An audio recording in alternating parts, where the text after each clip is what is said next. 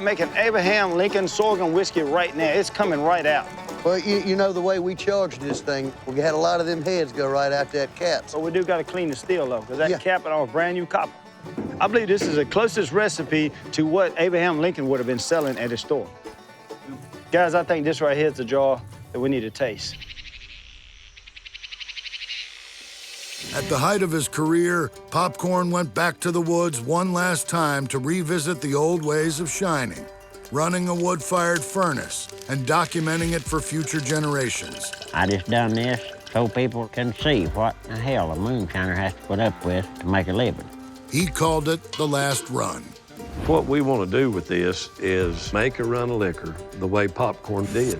Wood fire it in a rock furnace and use the exact same ingredients and see if we can replicate the taste. You know, we can pay it as a tribute to Popcorn, but I think more than that, we need to challenge ourselves. Yep. We've never built a wood-burning steel furnace. Nope. And we certainly never cooked any with wood, and it's got to be an altogether different deal. Are we going to do this? We're going to do it. Yeah, we're going to do it. All right. You with me? You damn right I'm with you. All right. Here we go. Watch out there, Slim Shady. Yeah, off to work we go. Deep in the Tennessee woods, Mark, Digger, and JB are ready to mash in for their ambitious wood-fired run, recreating moonshine with the same flavor as that created by their mentor, Popcorn Sutton. Well, let's get her started. All we got to do is mimic the way that he made his mash back in the day, and we're in business. We'll see what we can get. There's some of our special malt corn. Yellow corn, malt. And all's in this is yellow corn malt, yellow sweet corn, and sugar. You know, we prefer white corn, but he liked yellow corn. Well, it has to be yellow corn if we want to make it taste like that in that jar. Yeah. We want it to be the same proof. We want it to smell, taste. We want two people that didn't know the difference not to be able to distinguish between one jar and another jar.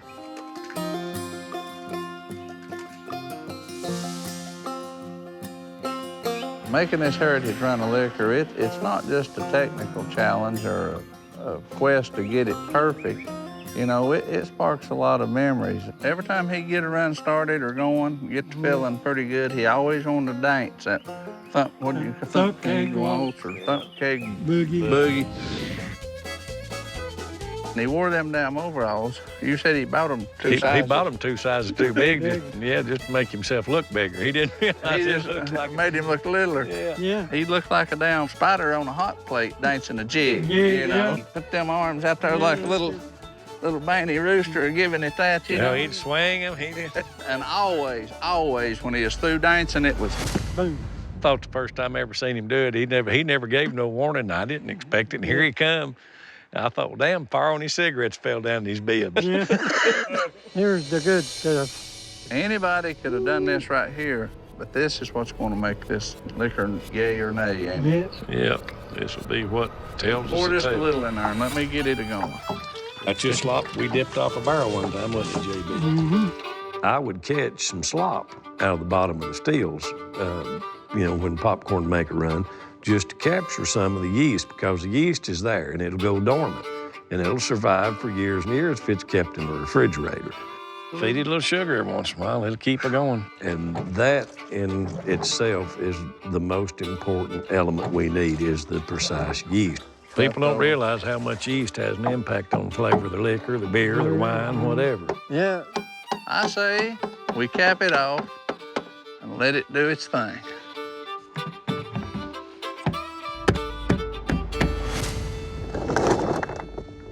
Check it out, Digger. Do the twist. I got her, boss.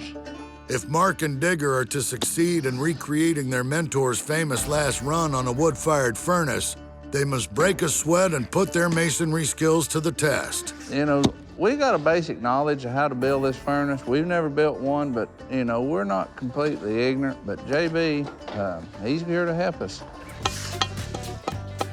Damn, and this is crazy work. Yeah. Gives you new respect for them old-timers and Popcorn. Done this all the time. If I had to do it all the time, I'd find me a new line of work. What we've got here is a furnace that has airspace for fire, heat, and smoke to draft around. Surrounded, it completely surrounds the steel. You know, that's all in all, that ain't bad. No, I've seen worse. I've seen a hell of a lot worse. You know, it's had 9 days fermentation. We feel like the mash is ready. Take a gander at that mash, see if we've hit it anywhere close to tasting like popcorn. Boy, I love that damn steel beer better than anything. He ain't just a JB, taste it and see if it's bitter. If it ain't bitter, it won't make a damn thing. That's bitter. Don't look worth it, but it's pretty good. He always says, if it's bitter, you'll put out the liquor. Right smart of it and good. Yeah. JB made hundreds and hundreds of runs with popcorn. When he gives it the green light, okay, it's time to run. Yeah. Your steel beer's where your liquor's at. Yeah. I mean, over here, this is just the last of the process. Yeah. This is where you build your flavor. We know it's good. We know it's where it's supposed to be. Cap's dropped. It's ready to rock and roll. Me and JB will build a fire. Going in for lighting, JB. Light her up. It's a drawing. Yeah, Yeah, it's a draw. that's what we want. Oh, yeah. That thing gets some heat in that barrel, it's gonna draw good. Look at that stack. There we go. I always wanted to do another run like this. Well, be careful what you wish for. As their wood-fired still gets closer to pushing some corn liquor out, 3 Tennessee shiners, Mark, Digger, and JB, are about to find out if their work to replicate their mentor Popcorn's last run will succeed. Need the fire coals in here to filter with. Boy, old man'd be proud of us, wouldn't he? Yeah, you would. Yep, Popcorn be proud. I don't know, he'd have something to say about Well, it. I know Yeah. we've done it wrong, but Yeah. is it done coming? Oh, yeah, we're coming fine. Cool. We got it done now. We're right on the money. About the size of a matchstick, JB. Yeah. You want your stream coming out no bigger than a wooden matchstick. The old timers told us, because if you run it faster than that, it's too hot, makes your liquor real fiery, burn you goozle. That fire is hard to regulate. The slower you run it, the better product your liquor comes out. If it gets too hot, you just reach in there and get your coals and drag it back. Bring it towards the front. Yeah, it's a lot of work to keep it regulated, but it's a lot different than turning the valve on a propane tank and See, I never... then keep adding wood as it burns down. That right there, that's an art in itself, You JB. darn right it is. Well, this is the way the old timers had to do it. You know, back in the woods, they didn't have no propane back in. No, I'm gonna pitch these heads out in homage to the old man. This right here is some powerful. Now watch it. Powerful. Watch it. Trying to burn my ass. Right here is some powerful, he'd say. Yep, that's what he done. I did, I got JB. I smell higher. That's JB's whiskers in my hair.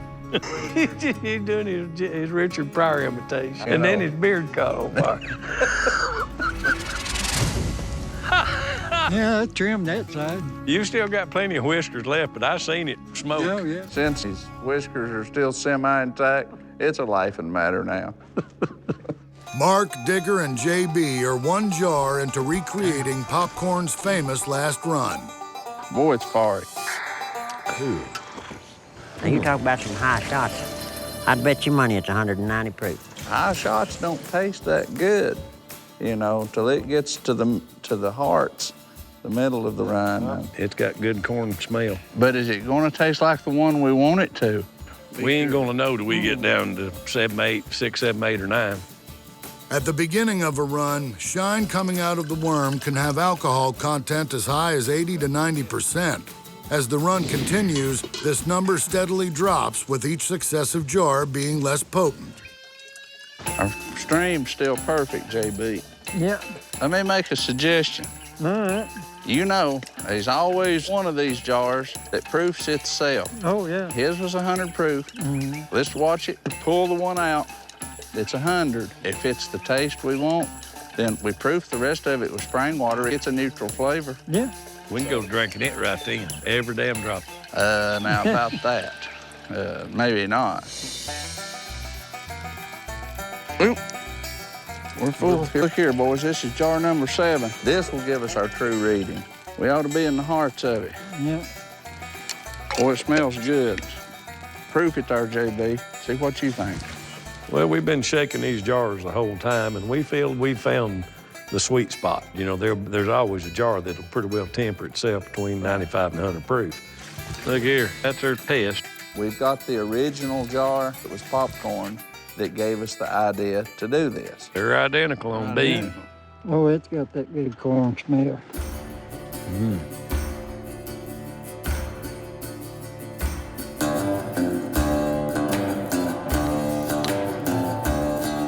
Wow. Have we actually done this, boys? Really? Have we done this? We're right on the money. Wow. We got it. Boy, it's good. But I think we hit it so close you couldn't tell it. Hell yeah. JB says it's right on the money. And that right there, that's the gospel does.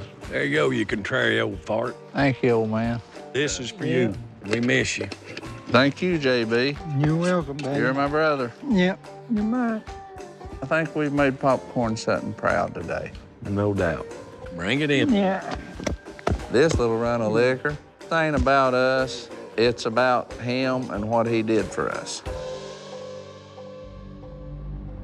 A legendary figure in Franklin County, Cecil Love began his moonshining career in 1940 at the age of 12, when he chanced upon a bootlegger whose car had broken down and helped him carry jars to the still site. Cecil put moonshining on hold while overseas serving in the Korean War. After earning the Purple Heart during combat, he returned home and got back to making corn liquor in the woods. His operation soon grew so successful, he would run as much as 600 gallons a day, bootlegging as far north as Maryland and as far south as Florida. Evading the law for over 60 years, he was finally caught in the act at the age of 83 in 2011. A judge issued a 12-month suspended sentence on the condition the lifelong moonshiner stopped producing liquor, ending one of the longest-spanning outlaw distilling careers Franklin County has ever seen. Listen, tell me to talk to you about your home place up there. Can you tell us what's at that steel site? Well, it's a stainless steel there. I think it's 3 copper steel, 2 galvanized, little bit of steel. I said, let me ask you. I want to go up there and dig up a couple of those and preserve them with your name on it. Yeah. So in the future, other people will be able to walk up and say, that was Cecil Love's outfit. Are you okay with me doing that? Yeah, get all you want. Yes. Put a plaque out there with your name and all that. Loves will be recognized, especially Cecil, for what he did in this site. Cecil, good talking to you. Yeah. We're going to get on over the road Good here to a see little you, bit. Cecil. Been good to be your friend. See ya. And he did amazing stuff at this site. There's something over there. I don't know what it is, a barrel or something. Damn! I ain't even believing this. Let's roll him over. The side's in good shape. It's very rare to find a steel intact. That never, ever happens.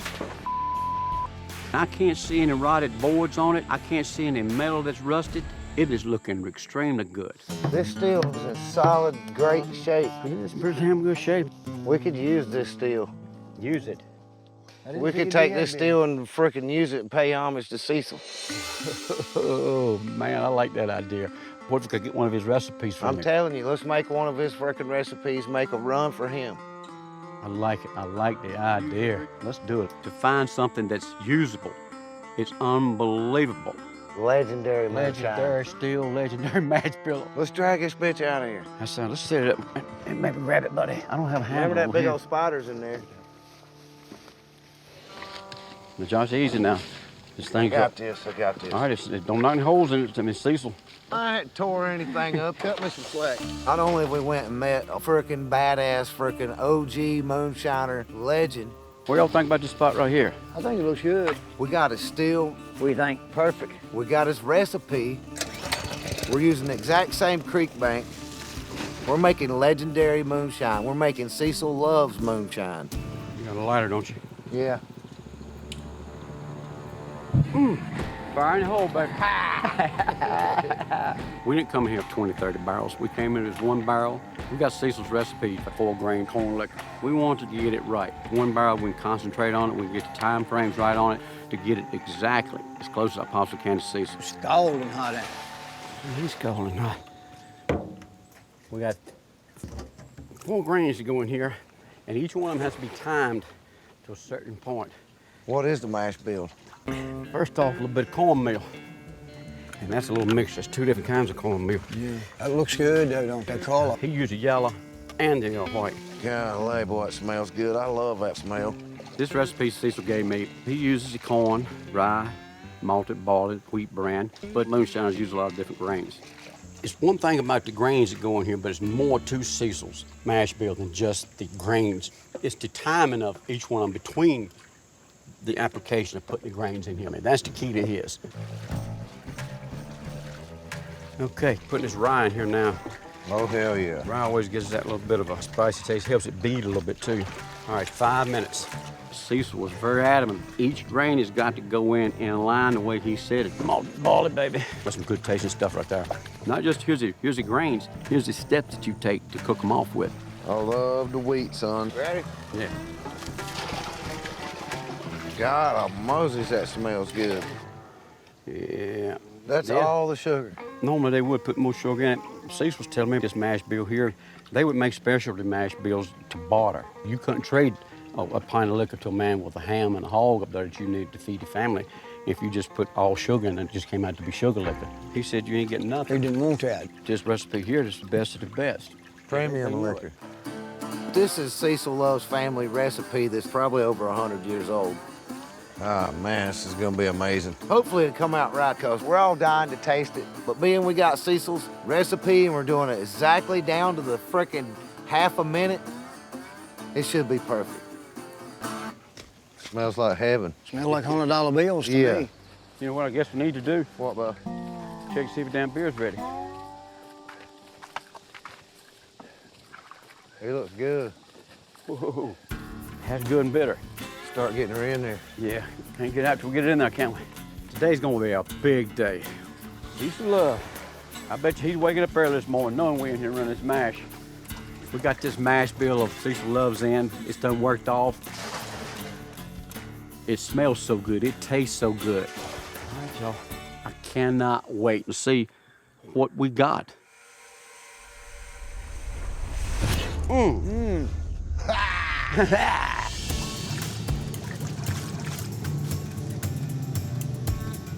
You know, been a long time. I bet you nobody's got any of this liquor problem. Hell no. Sure smells good. Does Isn't it damn good? sure does. We got a captain, y'all. This may not be one of the most badass stills that we've ever set up, but it's got soul in it. It's got heritage behind it. Just cause she ain't the prettiest still don't mean she ain't gonna take care of us. I can smell it over here, Henry. There it comes. I was coming already? Yep. She's running good. Damn right it is. God, that smells good. Well, don't hog it yourself. I'm dying to taste Damn, it. that's good. I mean, from what I smell and what I taste, it tastes damn good. But we got to proof this baby down. That's strong as hell right there. Down, that's his flavor to it. It tastes good. It's got a great smell to it. We know we got good liquor. But now the true story's gonna come out. Is it gonna turn out to what we want it to be? Pull about half of that in there, Josh, if you would. Oh, whoa, whoa, whoa, whoa. Hold on. Oh yeah, I think you got something there now. She's got a nice beat on her. Damn good beat. I better leave a little high beat on it than cut it too low.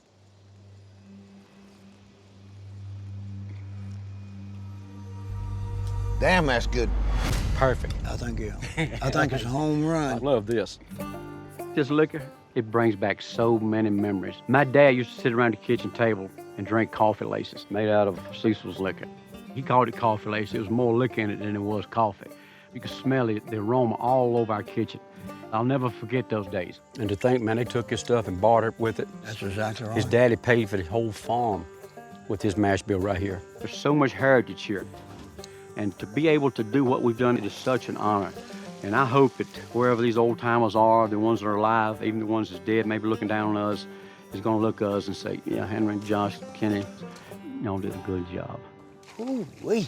Sweet. On the morning of January 24th, 1848, James Marshall, a carpenter by trade, was inspecting work on a sawmill he was constructing when a shiny flake in the water caught his eye.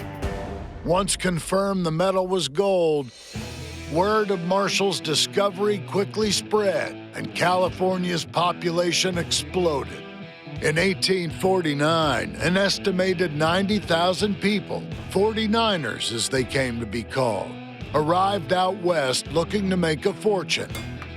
A year later, the once sparsely populated territory became the country's 31st state. In 1869, the first transcontinental railroad was built, connecting the West to the East Coast, accelerating Western expansion even faster and cementing California's status as an economic powerhouse. So, David, we're looking at James Marshall, founder of the gold rush. We understand he was a distiller. He was making a brandy, he was making it from grapes, and we want to know what kind of grapes was he using? Well, grapes came into California sometime in the 1500s. They were brought by monks who were using it to make communion wine. So where there's a mission, there's always a grapevine. And that mission grape spread throughout California throughout the subsequent next hundreds of years. Then in the 1800s, Zinfandel, more local grapes, started becoming planted throughout the state, as well as other varietal grapes such as this Cabernet Sauvignon. So this is the type of grape that they would have made brandy out of in the 1800s. How about that? Awesome. He's right here. Absolutely, right here. Wow. So what you'll see is these grapes are basically ready to pick. Man, look at the juice come out of that. Wow. That sugar is ready to ferment immediately. Unlike corn or any of your other grains, you had to figure out how to get that sugar ready. Ferment, it's ready to eat. Yeah, it's ready to eat, and it's ready to ferment, and it's ready to distill soon afterwards. I can see why.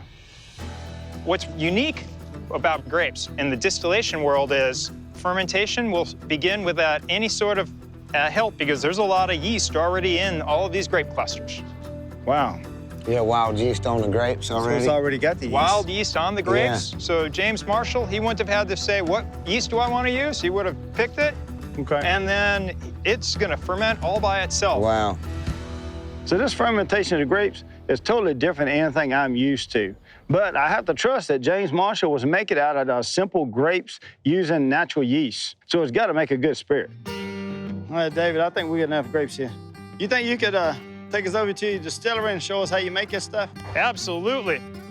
I want to see how they ferment, how they distill it, how they're making this brandy from this grape, because I never made a California grape brandy, so this is something new to me. Making a California-style brandy, they actually take the grapes, they ferment it into a wine. They take the wine, they put that into a still, and they distill it. When you distill the wine, it becomes a brandy.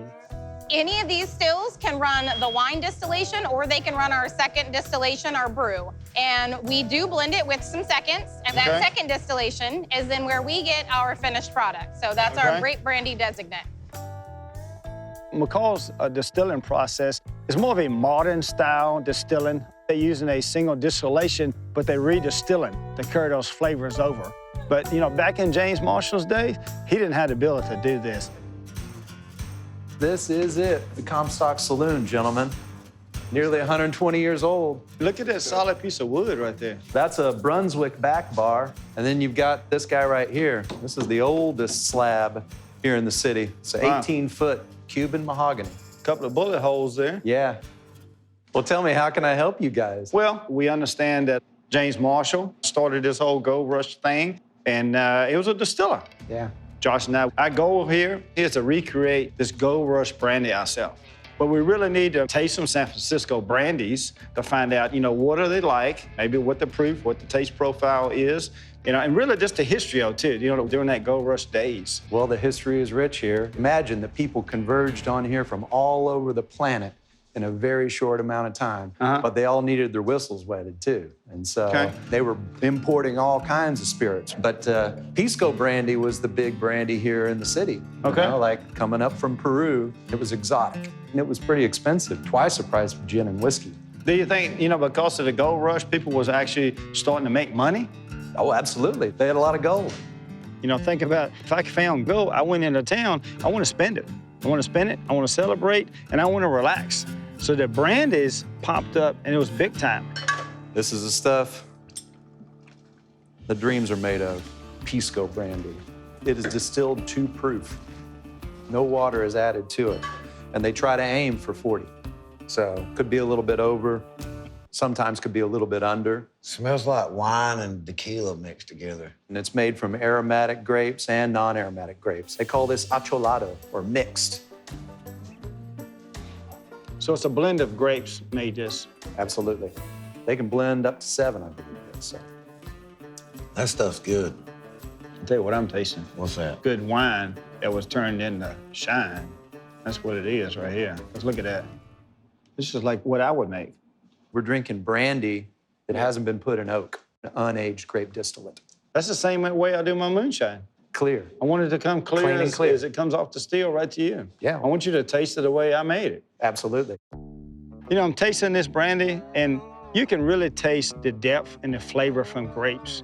You can actually taste some alcohol, too. This thing has some power in it. I can imagine back in 1849, this was top shelf stuff. But I don't think James Marshall would have made something as refined as this. This is not just like corn liquor that we talk about on the East Coast. This is grape brandy. All right, easy now. Look at that right there. That's old California gold, baby. They're pretty. San Francisco's finest. James Marshall will be proud. So when I'm making peach brandy and apple brandy, you know, I'm adding some nutrients to it, I'm adding sugars to it. This is a natural grape brandy. I don't have to add anything to it. You know, I'm not gonna add no yeast to it. I'm not gonna add no sugars to it. So it's really important that I do this right. Taste it, Howard. See what it tastes like. That's some of the best damn grape juice I've ever tasted in my life, man. And that is amazing. We come 3,000 miles to get it here. We got all the juice ready. All we got to do is let it ferment, just like they did in 1849, James Marshall did in California. We'll just see what happens. Howard, I don't think we could have got it done without you. Man, I'm gonna tell you what, that press did impress me. Impressed all of us. That's on crunch time right there.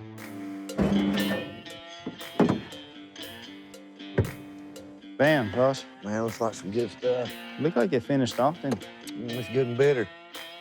Well, you know, the mash, I feel like it's really worked off good. I mean, it's got a little bitter taste, but it's also got the full flavor of the grapes. I mean, you can tell it's grape. It's still got its color, so it hasn't changed anything. It hasn't went flat. We got the best California grapes that we could get, just like James Marshall was doing in 1849. It's got plenty of sugar in it. We got the sugar and we got the yeast natural. That was all natural. We may not make a whole lot of alcohol. We're definitely not gonna have as real. good of a turnout, but what we're gonna have is gonna be amazing. It's gonna be real. James Marshall knew what he's doing. Oh, yeah. Let her rip, Tater Chip. We're gonna make this brandy just like I think James Marshall would have done in 1849.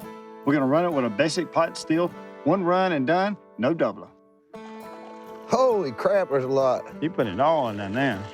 We're not blending grapes, we're just gonna use the ones that we picked. It's gonna be a simple liquor, just like somebody like James Marshall would have enjoyed after a long day work. Man, that smells so freaking good. Smells like feet. Smells, no it don't. It smells like grape bubble gum. Huh? Is it good? I believe we can cap it. Oh yeah, she's hot. But because we got the sweet California grapes, I think it's gonna be delicious. Get a jar there, Josh. Just like James Marshall, working in a mud hole. Look at this, Josh. You're not seeing what I'm seeing. See, when you stop up all these holes right here, it starts coming out in the right hole. I mean, this is a basic, simple steel. Just think about it, back in the 1800s, this is what they would have been using right here. This is pure, correct setup. Josh, look, the jar's about full. Let's get a new jar.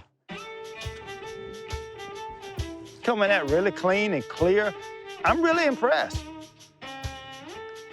Smell like grape, I hope. Grape gold, man. Grape gold? Mm-hmm. Is that what we're calling it? Mm-hmm. It's good, Josh. We did better than good, man. We've been all the way to California and back.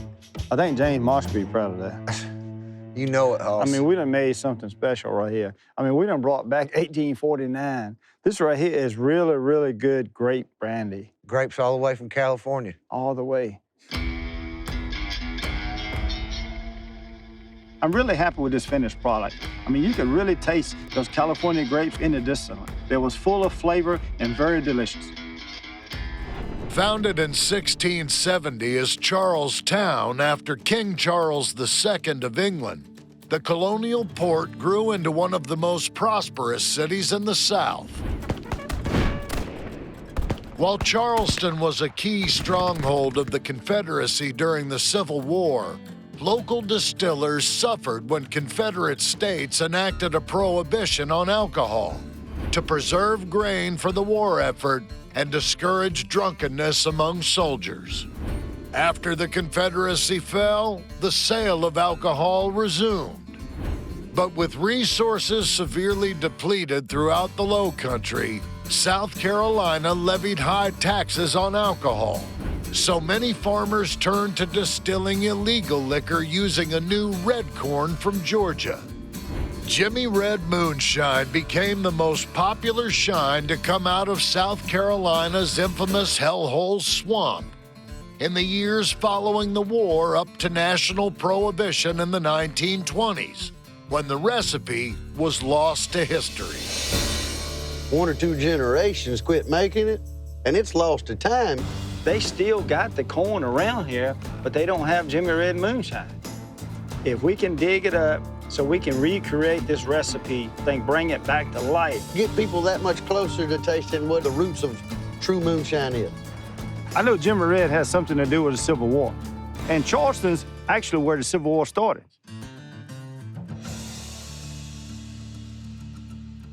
It was from these guns at 4:30 in the morning on April 12, 1861, that the Confederate forces fired at Fort Sumter right out there in the middle of Charleston Harbor, beginning the Civil War. This has been a really significant place in U.S. history. Charleston, up until the Civil War, was a peach brandy place. But the Civil War comes, the peach trees get stripped bare, and they're looking for a new kind of liquor. So it wasn't until after the Civil War that this red corn comes in from Georgia. This was the corn which made the Low Country, Charleston, thrive. Jimmy Red corn has a whole lot more to do with saving Charleston than just making moonshine. Through Prohibition, everyone tried to get a hold of it. I want to recreate this Jimmy Red corn moonshine so people really appreciate what was made during the Civil War times. But with no recipe, we need to talk with some people that's working with the corn today. You know, we want to make a Jimmy Red moonshine. We found out you've been working with Jimmy Red. This corn is special. It was unique, and it actually created a different flavor profile and really a different mouthfeel than any other product on the market. I was hoping maybe you could show us, tell us about it, so that way we can be as authentic as we can in recreating this. We got it all going on today, so we got mashing, fermentation, distillation. So let's go over here. I understand. Yeah. 50-some years I've been around distilling and making mash. I've never seen a corn have so much oil as this. Is that a problem or is that a plus? It just adds a real good viscosity to the whiskey. You know, it just gives it a heavier mouthfeel. Now, did you think about skimming some of this oil off? No, it was so flavorful. It was almost like a lot of the corn flavor had been concentrated in that oil. So we didn't think twice about just blending it right back in. I was very surprised to see much oil in this mash. So I'm a little bit skeptical of distilling. I mean, is this going to be that it scorches real easy? I don't know. This is something different. Any special process that this oil adds to the distillation? I think agitation is important to kind of keep it moving so it's not attaching to any... Yeah, I don't know. We've never done it without an agitator. And the backwoods, the agitator was me. I had a hope. Yeah. So this is the finished product. Barrel aged for at least 2 years. This makes it a straight bourbon whiskey, 95 proof. Yeah, we're excited for you guys to try it.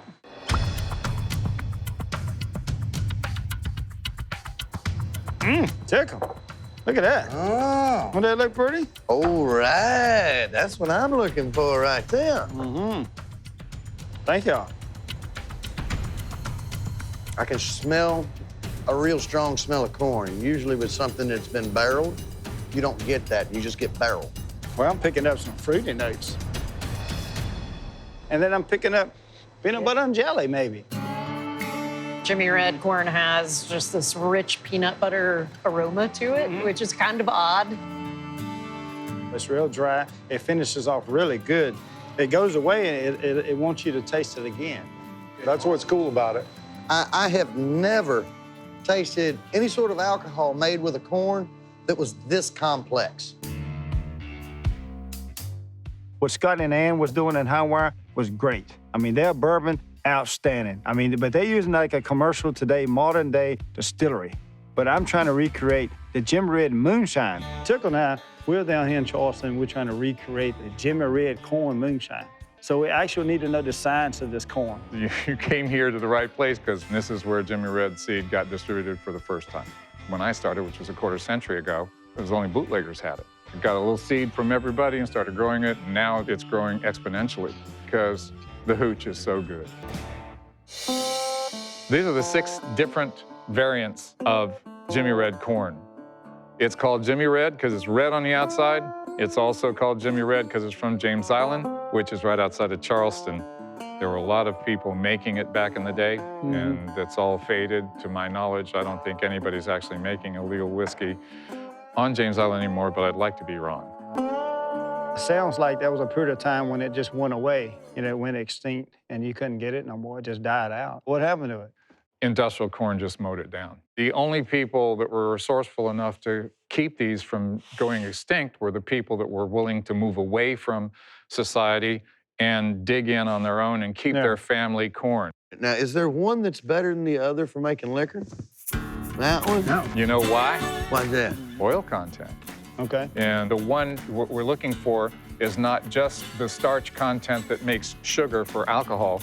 We're also looking for flavor, so we're looking for the highest oil content. And the marker for the oil content is the fact that inside this, it's not red like it is on the outside. It's blue. Okay. And blue distills the best and makes the best whiskey. This is the one everybody on the island selected to make whiskey back in the day.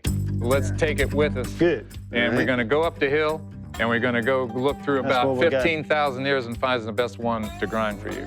15,000 years? No, we don't have to look through all of them, but they're there. All you do is hold this tickle and you get it.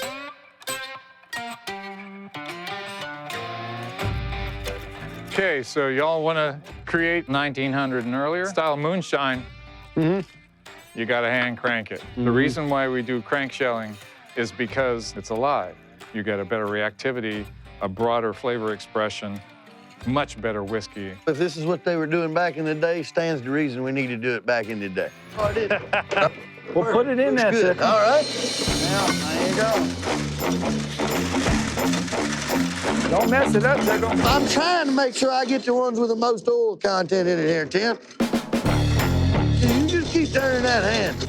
Not only is crank shelling time period correct for making Jimmy Red moonshine, it's also the best way to preserve each kernel of corn. Right, yeah, I'm picking the darkest ones I can. Yeah. All right, well, I'll tell you what, you crank that bucket, I'll crank your next one. Got a whole bucket full there. We are walking out of here with the best corn that's gonna make the best Jimmy Red corn moonshine. That's 70 pounds. 70 pounds? I'm glad we didn't put 100 in it. Glenn, can I get a bag of that rice you was cleaning too? I'm gonna add some South Carolina rice to this mash bill because I think a Civil War moonshiner would have been using what they was growing. We call it cold mill because that's how we're keeping the room cold, we're keeping all the product cold, so cold milling is very important. And we're trying to make sure that those pieces stay together as large as possible to make sure that we're keeping just those veins of that oil and sugar right in with that piece at all times. Cold milling, you're grinding up this grain and it doesn't break it down. It doesn't lose the flavor. So if the colder you can grind it or mill it, the better you are at the end. You know, we're gonna bring corn in the top. This is a air pipe taking it up, cyclone, keeping it cool, in this cold room. Does it have like a sensor on it that's telling you what the temperature is, or you just know what it's doing? My hand. Yeah, you know. Everything's on my hand. Everything that was taught to me is through my hand. Well, I make the moonshine the same way. I'm listening to it, I'm smelling it, I'm touching the steel. And then this is the secret. Inside is a big screen frame that sifts everything out. Okay. And I'm sifting out the finer to coarser, and we're gonna end up keeping that oil and sugar perfect to make that best product. Outstanding. What do you think about that right there? Look at it right That's there. it. That's the stuff. That's exactly what we're wanting right there. We gotta put it in the middle and get it to work. All right. So we're sucking all the corn up and in right now. Just get it up on top of the mill to get her started. Oh, there we go. Good. Shake it again. We keep things simple, but we call it a thumper. Y'all got a thumper, don't you? Yeah. That's our thumper. Oh, and it's just making sure that screen doesn't fill up. Making sure it's filled up, and it's sifting out, going through the different screens. We got something coming out right here. Grits are gonna come here in a second. This over here is your coarser gram.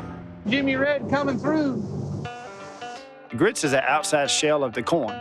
And then the meal is actually inside the core, the starch in it. And that's where that cornmeal, that beautiful cornmeal is coming out. Okay, so this is the finer ground. So you got starch to make the alcohol, but the grit on the outside is going to give you a lot of flavor. Oh yeah, that looks good. That's what I'm talking about. What do you think, Chick? I think it looks good. You can really see the red in there. It's a very unique corn. I'm seeing white, yellow, red. It's like the best of everything right there. Chick, I think we need to bag it up. Yeah, it's about time to bag this stuff up. All right. We got a long ways to go, short time to get there. All right. At this time, we're going to take our South Carolina rice and our meal corn. We're going to head back to Culpeper, Virginia, and make this Jimmy Red moonshine just like they did during the Civil War days. Look at that. Oh, man, look here, Tickle. That's a steal right there. Oh, yeah. Look at that. Man, that thing is pretty. Howard did a fine job right here. I mean, he made it perfect. Basic copper steel, put me a cap and a long arm. And then, you know, the condenser. I mean, this is really old school, period correct Civil War time right here. Yes, sir. This long arm on it, really, you know, you don't see that nowadays. Yeah, keeping it away from the fire. Yeah, because, you know, propane, you can control it real easy. Shut it off. down like that if you need to. You can't do a fire like that, a wood fire. No. We're going to be using this like back in the days. They had an open fire. And if this alcohol vapor is coming out right nearby, it could ignite it. And you don't want that to happen because it could backfire to the steel, blow the whole thing up, and then that's not a good day. I bet it's going to work good. I bet it will. I bet it's going to work good. Should be able to capture plenty of vapor coming out of there. On the creek, the surroundings of the low country, I feel like I'm in the period correct time here. I mean, I'm back in, you know, late 1800s. Let's see if we can't get us a little fire built in here. All I need is a little accelerant. You gonna be ready? I'm ready. There we go. That's fire. This is real deal back in the day, just like they did it back in the Civil War. Wood burning, hot fire. It doesn't put out a lot of smoke. That thing's getting hot now, Tick. Yes, sir, it is. I think we're gonna be good to mash in. There's some in there. I mean, the whole purpose is heat this water up so it will break down the starches in the grain because we're not gonna put no sugars in it, nothing else to modify it. So it's gonna be the real deal. You want the cornmeal or you want the grits? Cornmeal. All right. Me and Tickle did all the research we could on this Jimmy Red corn, and we don't really have a written down recipe. So right now, this is gonna be our interpretation of what Jimmy Red corn moonshine should be like. I'm gonna add the Jimmy Red corn actually in two different parts. One is cornmeal, and the other one is the grits of the corn. There you go, that Jimmy Red grits in there. Yes, sir. They're looking good right there, Jacob. It's not only looking good, it's smelling good. Cornmeal, grits, South Carolina rice. I believe that they was probably using everything back in the day. Everything they could use. Added rice to this mash because it is an important crop to Charleston. Boy, she's getting thick now. Oh, yes, sir. Look at that stuff. Oh, yeah. It's got some starch, so it'll add some alcohol. Plus, it'll help absorb some of the other grain, giving the final product a smoother taste. Hey, Tickle, I think what I want to do is get as much starch conversion as I can out of it. Yeah, it's all grain, Bill. Yep. Not gonna make anything if we don't cook it for a long time. Yeah. All right? I don't want to cool it down yet. I just want to put the lid on it and let it sit as long as it'll stay warm, you know, and do a good starch conversion. Bam. Lid's on, Tickle. All right. Pull it fire on back. Because we're not adding no sugar to it. We're doing this the old-fashioned way. You gonna come back in the morning and pitch the yeast? That's what I do. All right. Yeah. Sounds good to me. Is that gonna fit up in there? Yeah, it fits right up in there. Just fit up in there perfect, huh? Yeah. Today's the day for us to run this Jimmy Red moonshine. You know, we came back a few days ago, pitched the yeast, gave it some time to ferment, to see if it's ready. You ever think we'd be like 50 years old still playing in the creek then? No. Hell, we ready now. Yes, sir. That ought to catch some liquor. Nothing to it now. Check his mash out. All right. Oh, that looks good. She definitely got some oil on it. It sure does, don't it? That's a darker looking mash than what I'm used to seeing, too. Yeah, I mean, we seen corn, white, yellow, rye, wheat, barley, everything but that. Yeah, I ain't never seen That's that. a total different ball game. This is what makes Jimmy Red is because the high oil content. This is the flavor. What kind of taste you think it's going to? I mean, we tasted high wires, right? You know, but they were making a whiskey with Yeah, it. they You could aged- taste that they aged it. You could Yeah. taste the barrel in it.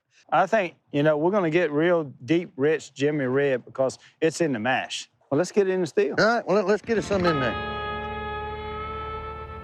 Just think about it. All that oil was in that corn, and when it fermented, it came to the top.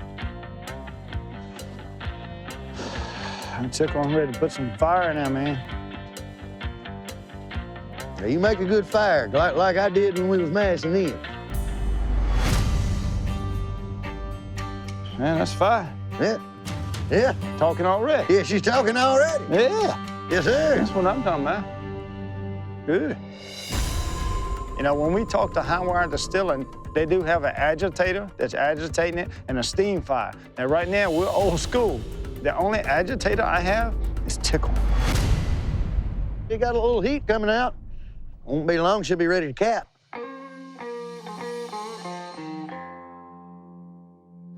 All right.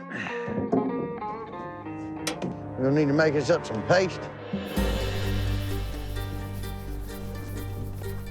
Bring it over here, Tickle. Got a little bit over here. Do you? A little bit of leak right there on that seam See right what I there. can do right yonder. You don't want the whole steel to blow up. Damn, I hate a leak on the bottom. It's a good thing Howard made this arm so long. Otherwise, we'd be in real trouble. Stop that leak, it should start coming out. That's what we want. Yeah. Tickle.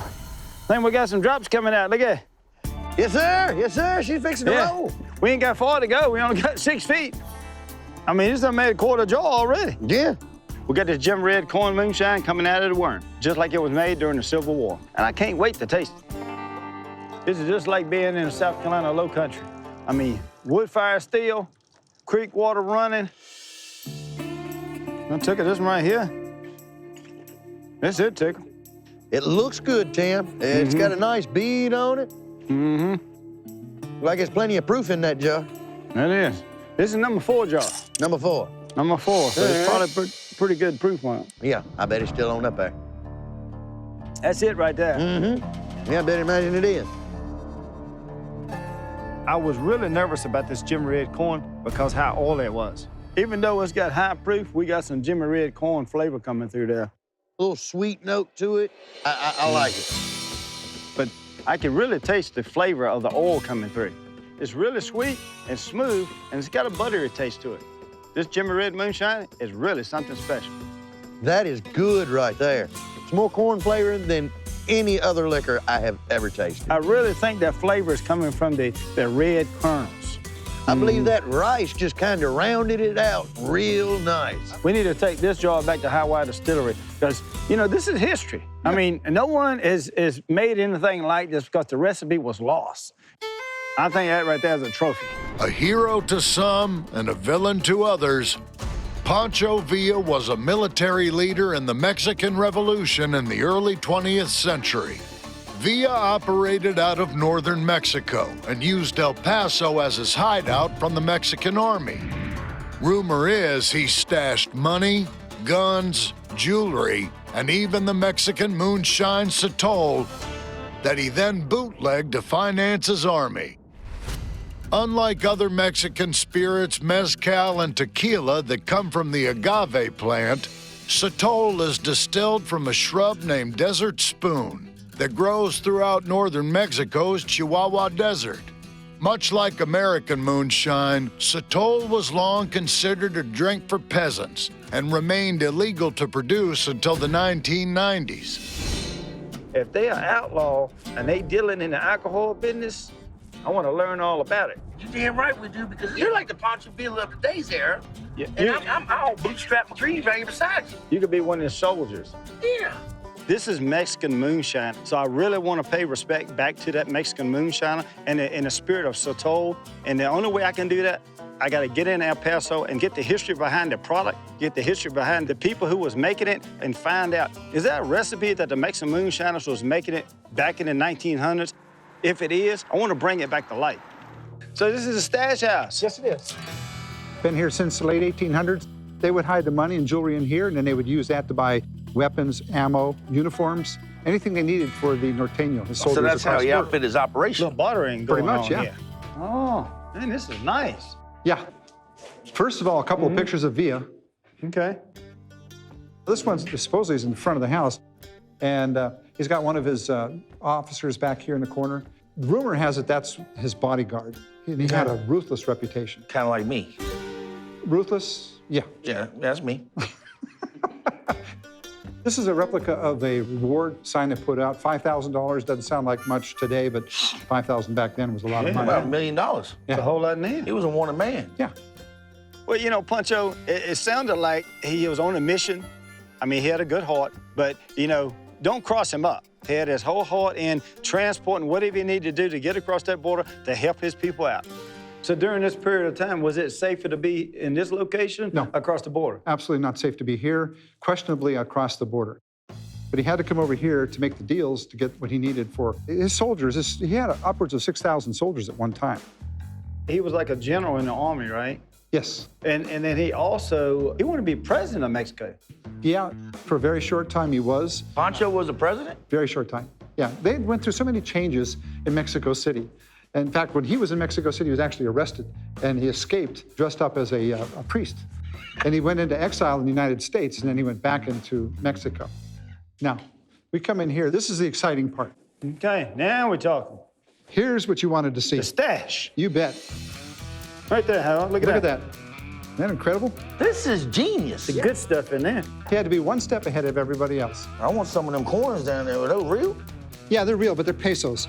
Right here on the floor, this is where the most valuable goods, whether it was jewelry or money, or maybe gold or silver, this is where they had it.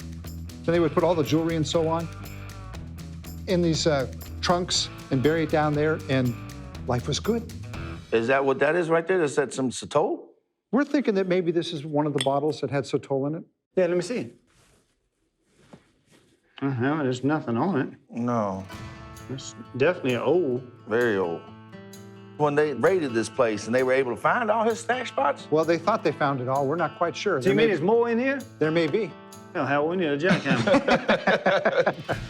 We're talking to Bernie, you know, we learned a whole lot about Pancho Villa being the smuggler, bringing the sotol over. And now we want to know a little bit more about the sotol, you know, how they make it, you know, and how they process it.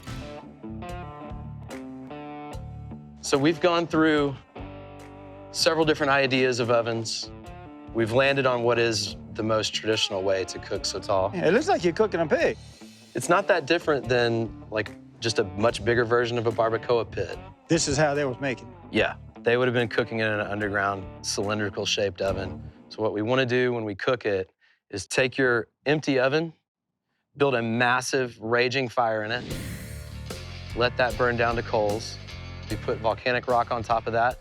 You don't want the plant sitting directly on the coals because it would just burn. Right. Build a pit up with as many plants as you have and then start covering it. Create a seal so that it is roasting, steaming, and doing all that stuff inside. It's really converting those sugars. You want it to get caramelized all the way through. Okay. So then it'll cook for 3 days. Like 3 days? Wow. Yeah. Let's grab all these bags off. Well, you have to cook the sotol for like 3 days because it has to break it down. It's more like a starch conversion. So when you actually pick it, it's green, it's starchy, it's dry, it's bitter. Come on, Howard. I'm pulling. Pull it, Howard. But actually, when you bake it, now it's soft, the texture, it breaks down, and you convert that starch over to a sugar now. So when you taste it after it's cooked, it's sweet. Yeah. Oh, yeah. Yeah, a bunch of turkeys right there, look like. I mean, this is hard work, but this is the way you gotta do it. Smell good. It smells really good. Yep. Mm-hmm. Smell like. Now that it's cooked, you can just shred it. It's kind of like when you cook a nice roast, right? Right. So now what do we do now with it? You want to expose as much of the sugar as you possibly can. All right. Well, let's do that. Let's do it. This whole thing goes into a shredder? So basically, we're gonna come at it, split it, and then we're gonna take that core out. Sometimes it'll just pop right out. Like an artichoke heart. So that's what you don't want. Yeah, it's gonna be a little bit bitter, so get rid of it.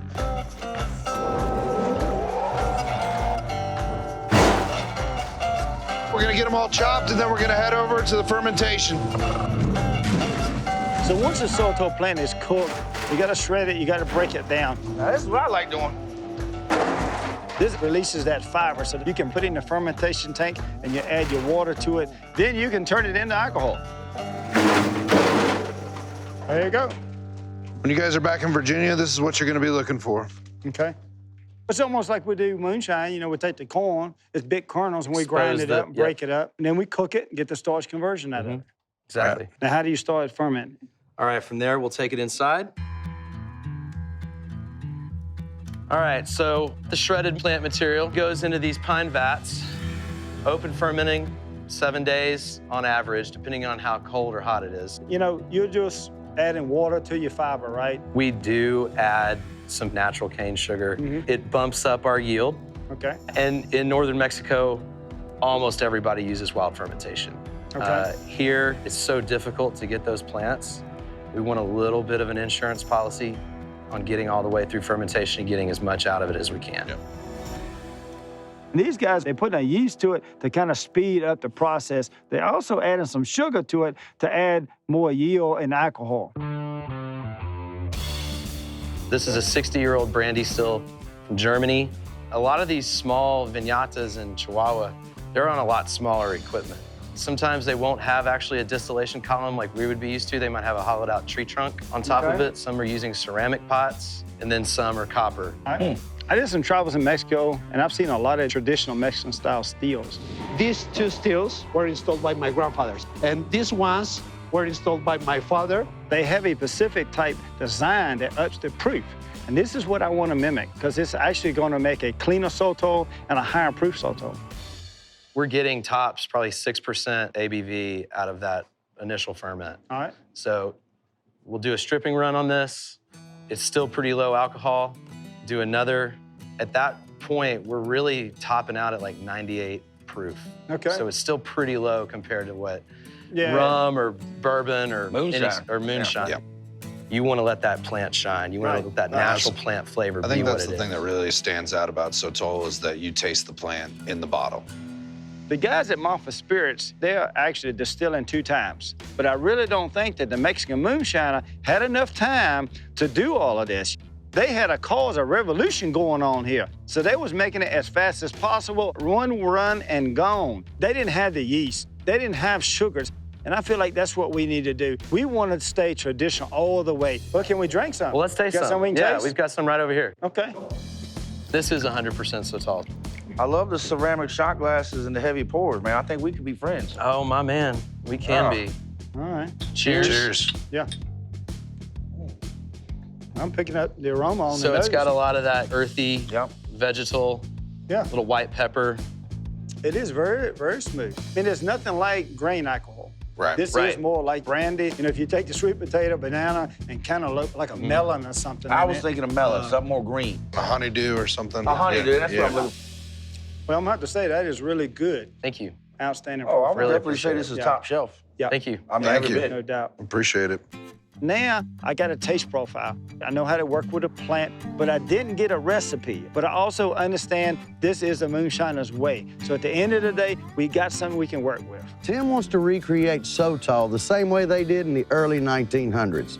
So I'm gonna build him a traditional looking pot that will also up the proof without the use of a doubler. It's only a pot that goes into a condenser. See, during these times, they didn't have thumpers. Okay. But it looks like a bunch of capes put together. A genie in a bottle. Yeah, a Pancho Villa genie in a bottle. Inspired by traditional Mexican still design, Tickle will construct a 3-foot wide copper pot that connects to 2 diamond-shaped upper chambers. As alcohol vapor from the sotol mash rises, it will travel into the first chamber, where it will condense, reheat, and turn to vapor before moving into a second, smaller chamber where the process will be repeated. The alcohol vapor then travels through the condenser, yielding the type of clean, high-proof sotol that Pancho Villa would have bootlegged across the border. What do you think? Good God, I reckon this is a hell of a steal right here. This is awesome, man. It looks like the flying saucers. Flying saucers? Yeah, man, it's UFO style right here, Jack. This is what's gonna up our proof. Oh, like a reflux? Yeah.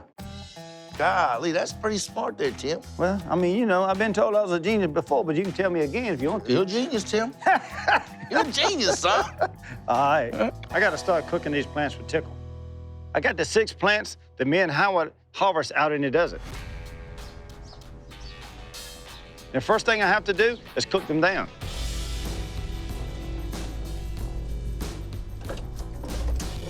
All right, Tickle. Man.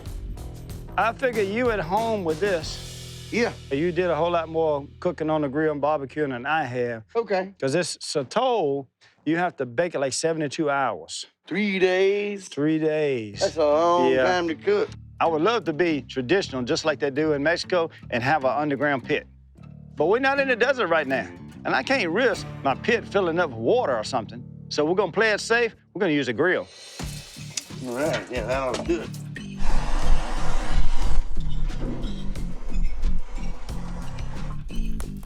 Yeah, all right. We got his fire going.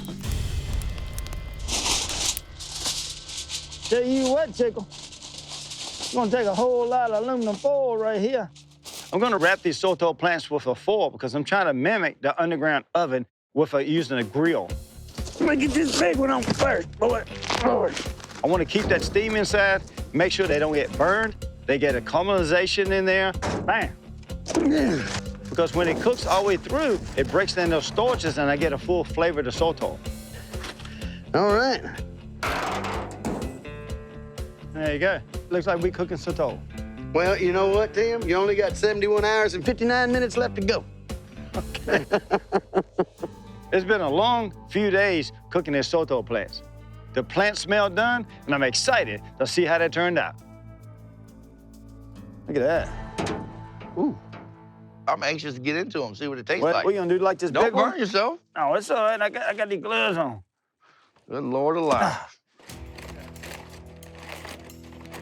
That's like Thanksgiving dinner. Yeah, look at that. Oh, that's professionalism. Peel it back. There you go. There you go. Look at that steam coming off that jewel. Overall, the cook turned out good. It looks like we got plenty of caramelization here, which means a lot of sugar, and that's plenty of alcohol to make from a fermentation. See how salty it is? That's the juice right there. God, I want to taste it. Look at that right there. What you tasting there? Tastes like that sweet potato, man. I mean, it's the best sweet potato I've ever had in my life, actually. I throw some marshmallows on that jewel right there and a little cinnamon. Good God almighty. I gotta stop eating it. We gotta start drinking it. You know what I'm talking about here? Yeah. Let's go start chopping it up, put it in a barrel. It's time to mash in, baby. All right. Oh, there we go. Just don't cut your finger, Howard. My hand's over here. It's very important that we shred this sotol up as much as possible. Every piece of sotol must go. This is gonna allow for the fibers and stuff to open up to give more natural yeast. If we leave it in chunks, it'll take forever to ferment. Throw the hammer down on it. Hide it. After we're done with this, we throw it in the barrel, add water, and let Mother Nature do its work. There you go. Now we got some soup going on. I feel like I'm at a beauty studio. I'm getting my hair salon. That's fiber. Look at that right there. Wash That's that. Wash hair. it. We gonna wash, rinse, repeat. You know what I'm talking about? Yeah. So, Right. Tim, you really don't want to add no yeast or nothing to this bud. Let it go as it is, natural. Well, I think we ought to stay traditional. We're trying to recreate a sotol that was made in the early 1900s, and that means no added sugars or yeast. Oh, it's starting to start to bubble a little bit. Look at them suds in there. I know. She's getting ready to start working already. This is how Mexican moonshiners would have made sotol and bootleg it across the border, and that's what we're gonna do today. We're gonna make that Pancho Villa punch, baby. Pancho Villa punch. You know what I'm talking about? Well, let's get ride. out of here. We left our sotol mash out in the air just for a few days, let it finish fermenting. And now I'm excited to see how it turned out and run this liquor. Oh, that looks good. Yeah. I like that. Huh? That's what we're working with. Huh? It's like Is it sweet good? potato pie, Jack. Yeah. You got something here. I mean, Don't it's play it. almost like you just need to add butter. Yes, marshmallows. Yeah. This wild yeast, it allows it to develop its flavor and take on its own notes and do everything it's supposed to do. And I'm ready to run this. I am too. Let's go get the steel. We're trying to be as authentic as if sotol was being made and shipped across the border during the Pancho Villa time. All right, put it in there. It smells just like a damn sweet potato, man. I ain't never ran alcohol that makes me hungry. That just blows It's my mind. crazy. We didn't add any sugar or yeast to it. It's just a plant. God, that stuff's pretty, man. It looks like bourbon, don't it? Looks like bourbon, smells like sweet potato. Wow. I think we put the cap on it. Uh-oh. Outstanding. All right. Now we gotta get some water in there. It's been a lot of work to get to this point, and I can't wait to taste the sotol that Pancho would have been bootlegging 100 years ago. Pack that crack and pet the crack. That's what I'm talking about. But we're gonna find out if the old double diamond works. Double diamond, old flying saucer. I like it, man, I like it. We're gonna run this sotol once to be authentic as possible. But that doesn't mean we wanna make low-proof liquor. Those extra chambers will give us a little bit more alcohol without redistilling. This is the part I love. Just a little bit of weight and gain right here. Fruits of our labors are coming right now to a head, to a vapor. Oh, it's coming. Oh, yeah. Sotol for the soul, baby. You know, this is the first time building anything like this, and it's working. I know. I'm excited. This double dish design on the cap is upping that proof right now is what it's doing. All right, we're gonna change that jar, son. That's full. It's getting full in. It don't take long. This thing right here is a juggernaut of a runner. Yeah. So Howard, what do you think? Let me have it. Mighty damn good stole right there. A nice, clear jar. No joke, man. And I mean, it does have a little oiliness to it, but that flavor, man, that sweet potato flavor seems like came. Well, you do get more of a vegetable state, you know, something more green. It's a plant. Yeah. But this sotol is really clean, it's really crisp, and I'm also picking up the hint of that sweet potato. That's the one right there. Oh, yeah. Born in rural Kentucky, Abraham Lincoln rose from poverty to become the 16th President of the United States. He's renowned for preserving the Union during the Civil War and abolishing slavery. But his life before politics is less familiar. In the 1830s, Lincoln worked at a general store in New Salem, Illinois, earning the nickname Honest Abe for always handing out exact change. The store sold a number of dry goods and groceries as well as alcohol in bulk. They also had a license to sell drinks for consumption at the store, meaning Lincoln may have been a bartender at a time when alcohol use was more controversial, something Lincoln later tried to distance himself from once he entered politics. Welcome to the birthplace of the 16th President of the United States, Abraham Lincoln, February 12th of 1809. Josh and I, we're doing some research. Abraham Lincoln actually, maybe possibly bartender, sold alcohol. Yes, he did. But do we know if he made alcohol? There's a fun story about that. During the great debates in 1858 with Stephen Douglas, Douglas got up first and accused Lincoln of running a grocery. But then a grocery was equivalent to a saloon. Lincoln emphatically denied it. Then he said this, however, I did run a still up the holler once. There we're getting a little bit People, now you got to understand a little bit of Lincoln's humor. Yeah. Maybe Honest Abe wasn't so honest about, distilling or selling alcohol. But if he grew up on Kentucky Knob Creek in the early 1800s, there were distillers all over this place back then. This is the Knob Creek cabin, what it would have looked like, and where it would have stood. Behind us is Knob Creek. How did Abe, become familiar with this alcohol? Was his dad out here making moonshine on this Knob Creek? There is no hard evidence of that.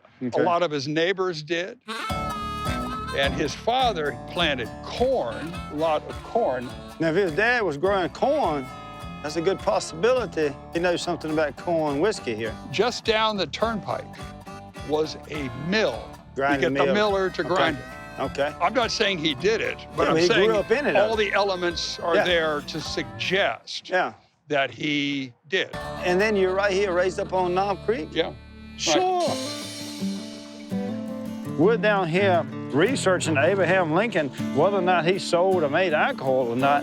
And here's the most famous bourbon made on this creek, and he lived right there. I mean, this right here looks like to me is a part of the puzzle that's coming together. Yeah. Without a doubt, there's a possibility that Tom Lincoln distilled some alcohol too. Man.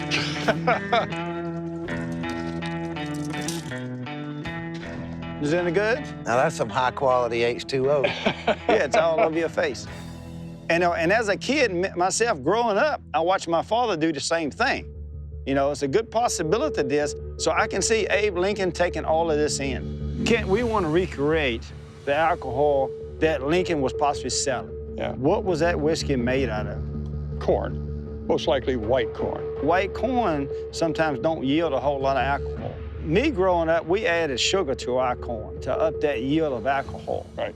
They couldn't afford sugar. Couldn't afford it. What they would use is sorghum syrup. Sorghum syrup to get that sweetness. If they're making alcohol, no question. Josh and I, we got to go find us some sorghum. Thank you, man. You're welcome. You're welcome. Come on in, guys, and I'll let you taste of this good sorghum. You don't have no idea how far we've came to taste this sorghum. All right, good. You won't be disappointed.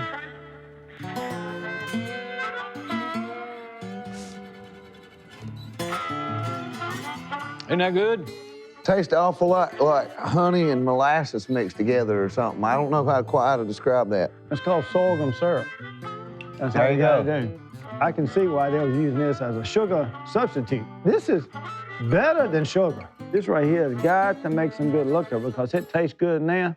And I bet when I distill it down, it's gonna taste better. This sorghum syrup is on the money. If we can get some of this stuff, I mean, we're gonna make Abraham Lincoln happy. I'm thinking that we're gonna need about 2 5-gallon buckets of the best sorghum in the world. We've got your 2 5-gallon buckets right 2 here. 5-gallon buckets. All right, Josh, get those buckets. Let's get out of here. And I understand you made a sorghum and it turned into a rum. Is that right? Yes. Do you have any that we could taste so we know what we're looking at? It's right this way, guys. Let's go All taste right. some rum.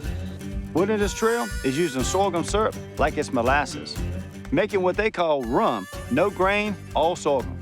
Now you just cap it. Man, look how pretty that stuff is. I mean, it looks pretty, so tell me what we're looking at here.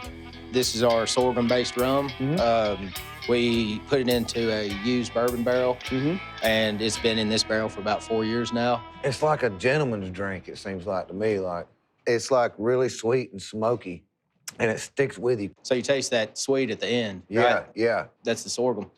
Normally, when you add a sugar to something, it just ups the alcohol. But this actually has flavor to it. So now we're adding sugar to up the alcohol proof, and we're giving a flavor, too, from that sorghum. Let go! Hot dog. Yeah, Dang, what do y'all man. guys Wow. think? And that's a steal. Yes, sir. Dude, you said you wanted a tall, skinny still like Abraham Lincoln? If that ain't a presidential still, I'll kiss somebody dead on your butthole. The only thing I see, we got to put the mash in up there. Josh and I would get back to the shop, and this still is huge.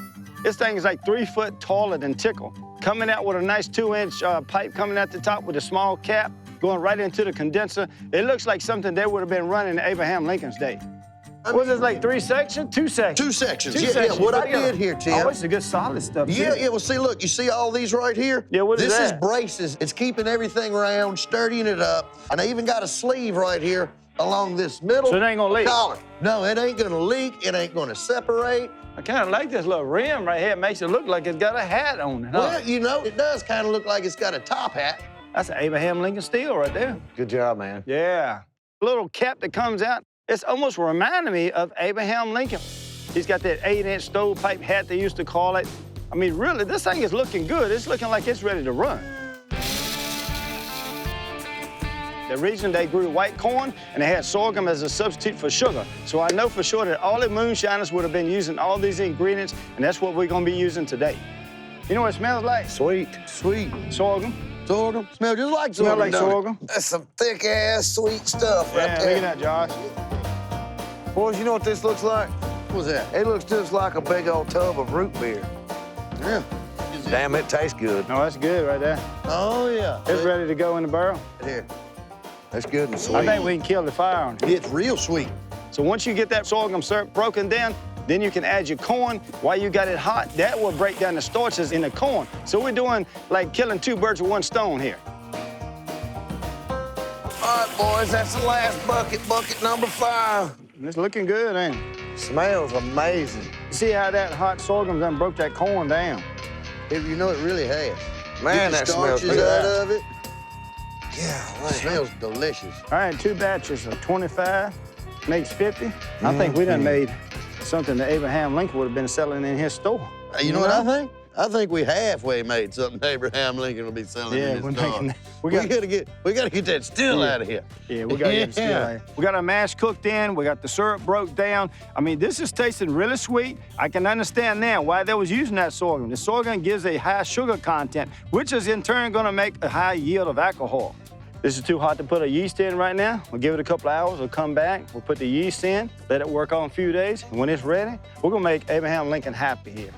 And then we're gonna enjoy ourselves. You ain't kidding. Easy now. You all right? Hold on to it. We gotta get there. Let's taste this mash. See what we're working with. What we got here? Oh, she bitter. Oh, Yeah. is it ready? Man, there's alcohol in there. It's ready. I do get a little hint of the sorghum because I think majority of our mash was sorghum. Our sorghum mash is ready to run. All we have to do now is set up our still, and we're gonna run the Abraham Lincoln sorghum mash whiskey. I'll hook up the gas tank. Yep. Huh? Tickle, you're turning red. Yeah. You're turning red. Come on. Josh, man, you got it? Tickle over here about to bust a gut. Babies will be born naked. I mean, it'll work. All right. Looking at this steel, just guessing, I mean, it's probably like 100 gallons of steel, but we only got 50 gallons of mash. So we probably just gonna be about right here, which that's okay, because those vapors gonna touch all this copper. That's gonna give us some good flavor when that sorghum whiskey comes out. Now, because the steel is so tall, we need to add a little bit of mash at a time. Start the burner, let it start to heat up, and then we add a little bit gradually at a time. It's called charging the steel. This is a Tickle concept of how to heat up your steel and preheat it. Because if not, you'll be sitting around for 6 hours waiting for it to heat up. This is the last of it right, John. That's all I can get out of it. If you hadn't made the steel so tall, we could have filled it up. Well, I did what I was told. So right now, we got the steel starting to show some steam coming out, so it's heating up, so we can get this run going. You know, I don't think I've ever had to have a damn chair in my life to mud up a steel before. She's hot, boys. We got liquor flowing, fellas. We Oh, yeah. Look behind there. We know it was coming. Well, yes, sir. We got some good liquor flowing right there, don't we? Black flowing in there. Yeah. I'm gonna turn it up a little heat. We're making Abraham Lincoln sorghum whiskey right now. It's coming right out. Well, you know the way we charged this thing, we had a lot of them heads go right out that cap. But we do gotta clean the steel though, because that cap is all brand new copper. I believe this is the closest recipe to what Abraham Lincoln would have been selling at his store. Guys, I think this right here is the jar that we need to taste. Not sure what proof it is, but it looks like it's pretty high. Back in the day, they was trying to make more yield. That's what they was trying to make, more volume. She's on up there a little bit. But I mean, it is a 7-foot steel too. Yeah. 7-foot steel. I want you to be the first one to taste this whiskey. That's what I'm talking about. I appreciate that. Man, and the first thing I smell is sorghum right off the rip. Yeah, we did put about 150 pounds of sorghum in it. Hot dog, son of a gun. That's some good stuff right there, So you buddy. think we made it? The Abraham sorghum whiskey was amazing. It's sweet from start to finish, and the flavor just matches the smell, and it lasts all the way through. I think you're right. I'm smelling all sorghum. Yeah, Josh. I'm tasting all sorghum. Sweet. Not too much corn. I do taste a little bit of corn on the front, but that sorghum whiskey is laying right there on my palate. It is not going away. It almost makes you want to taste more. It sticks with you. It's really sweet flavor. You know, the sorghum's there through and through. I'm picking up some of the corn on the back. They pair very, very well together. You know, being a presidential candidate one time myself, if I'd have had this Abraham Lincoln sorghum whiskey with me as I was campaigning, I believe I'd have won that election.